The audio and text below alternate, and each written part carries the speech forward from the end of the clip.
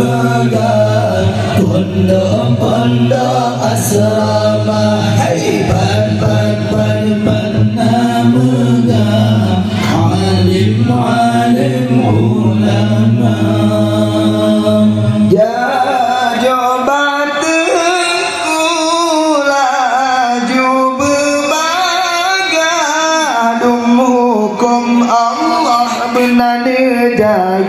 Benar jaga Allah, jajo bantuku laju berbagan.